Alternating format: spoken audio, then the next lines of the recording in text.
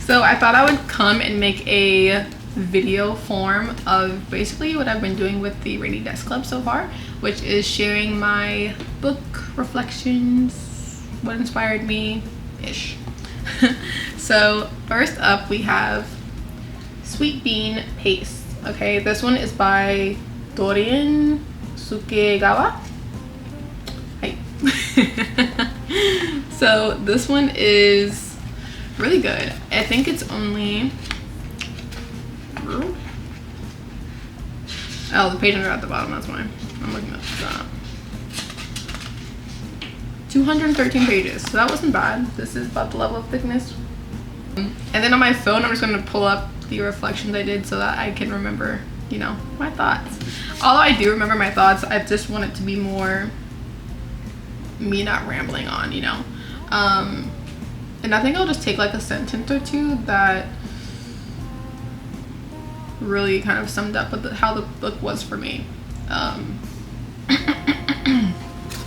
So for this one, I said, after reading a story like this, it's hard not to feel inspired to overcome past knowledge that once felt true. A new beginning has to start somewhere, and sometimes it only takes one person willing to lead the charge. So if that doesn't make you read this book, I don't know what will, okay? Now, on to the next. That's not in the right order. Okay, next book. Mieko. Breast and Eggs by Mieko Kawakami, okay? Now, this one's pretty, I mean, from the title you can kind of tell what it's probably going to be about, right? So, that's not too bad. This is a book that I read in February. Really, it's behind, because technically this is a book I read in January, but I shared it in the February's one. So that would mean Sweet Bean Paste. I finished it in December and I introduced it in January. So I'm gonna be like I'll go back the month. So I read this in January. Starting off the year strong, okay? Starting off the year strong. This one I'm gonna start from my first paragraph. It's not the ending, it's more in the beginning. But I feel like it pretty sums up how I felt reading the book, what I gathered from it, from front to back. It says, as a woman, the question of childbirth and having a partner comes up in conversations, it seems, the moment we turn of age, quite literally. Although it's learned as a maternal or nurturing part of life, that doesn't mean each person digests it the same way, okay? So, great, really great book. She's a thick one, okay? She's there. I think it's like 400 pages or something. 430. That is the longest book I've read so far. Moving on to number 7. The book I read in February, introduced in March. No Longer Human. I feel like a lot of people have read this book nowadays. It's by Osamu Dazai. I would say I'm going to do 2. So I'll introduce the first sentence from the beginning that I wrote, and then the very last sentence. I think they sum up the book again pretty well. So I said, what does it mean to be human, and what disqualifies someone from being seen as such through a societal lens? And then at the end I said, the book left me wondering how one chooses to live their life when there are no rules left to follow. Yeah, so I think that's really good. Really good.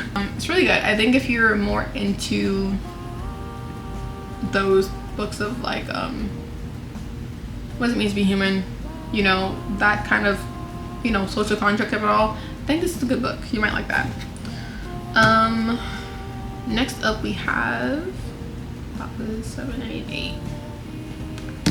We have The Vegetarian by Kang, and this one is really good. This was my very first Korean literature book, and it will not be my last, okay? It hasn't been my last. I just recently read one, and they're pulling me back, okay? They're pulling me in. So for this one, I am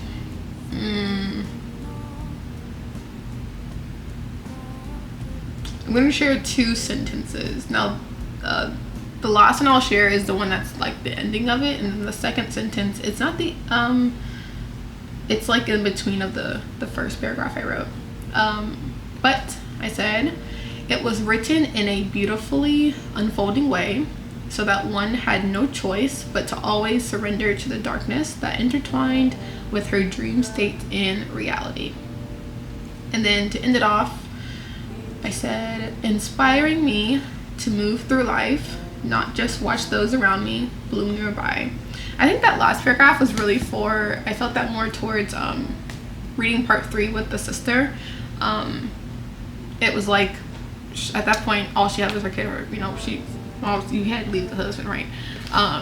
So he was gone, you know, her mother, her father, they weren't really there, and her sister wasn't there. And it's like, instead of, you know, her just taking her kid and like starting this new life for her and kind of getting away from all this emotional turmoil, mental turmoil that, you know, the whole family was put through, especially her, because that was crazy.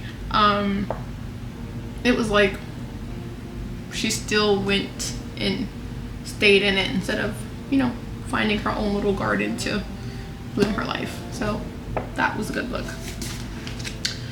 But still, and oh, that was number 8, number 9. It's kind of easy for me to remember which book I'm talking about because of what I titled it. This one was for the May issue, titled Gathering Rains, but I finished this in April. So this one was also really good. Another Mieko Kawakami book, titled All the Lovers in the Night. Oh, this one got a close-up? I'm sorry, close-up. Really good. Not that, it wasn't that long. I feel like the page thickness made it seem like it was long. It's only 199 pages. Yeah, so really good. I think I mentioned this book previously when I was writing another Rainy Desk Club. But yeah, we have a Kawakami, All Lovers in the Night. Side. This is the European editions publishing. I really wanted the ones that had her like the pictures on them, but for some reason when I bought it, it showed the picture. But then when I got it, opened it up in the mail, it was this one. So I don't know, but I'm happy I got it regardless. Okay, I'm happy I got it regardless. Ooh.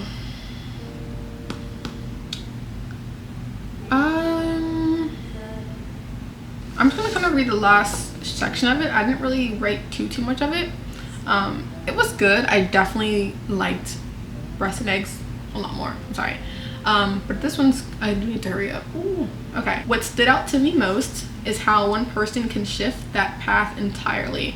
It only takes one presence to move you forward, to change the direction you thought you were meant to follow. And I ended it by saying, and only the future knows the role the next person who comes into your life will play. Eee. Mini claps, not clapping tea, just mini claps. I don't have one hand. Oh.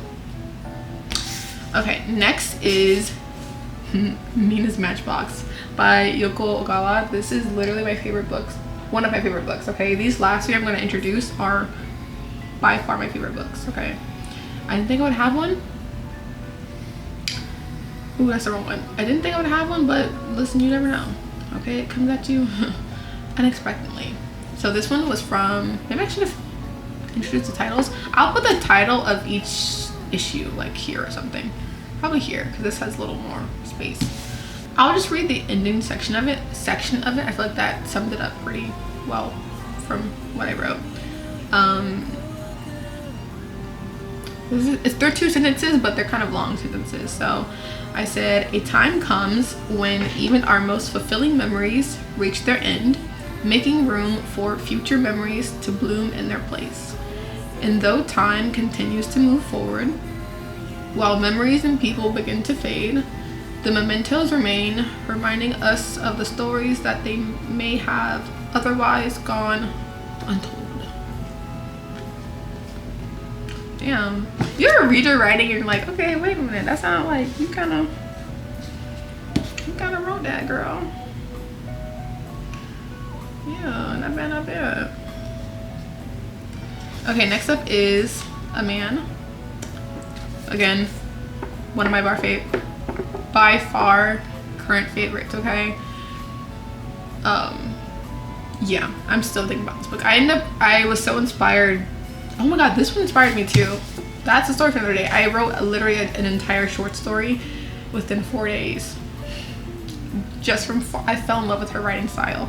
And how she goes back and forth between like current and memory, but it's like merged beautifully. Okay, but anyways, back on A Man.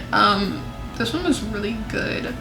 Something from the beginning, something from the end. I think that's kind of the vibe I've been doing so far. Something from the beginning, something from the end.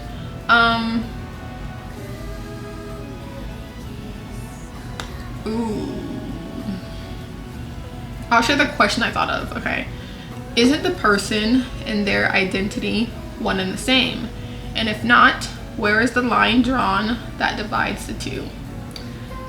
Those two questions were really what I felt like I was reading to see, like, you know, find the answer for. And at the end I said, although we were taught kindness,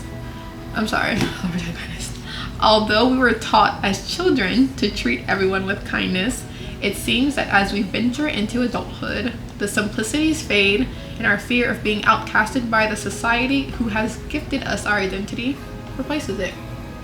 That does make you want to read this book. I don't know what will, okay? And this one, I just literally finished reading yesterday, so I don't have a thing. I do have a thing for it. I'm lying. It's in the notes. It's just not out yet, so I don't want to share too much about it, but this one is so freaking good, y'all. It's so freaking good. I'll share a snippet because it's just too good not to share it. I have 2 minutes, okay? Okay. Experiences. Starting about, okay. Oh, it's called Almond. It's upside down, first of all. It's called Almond by Won-Pyung. Very good.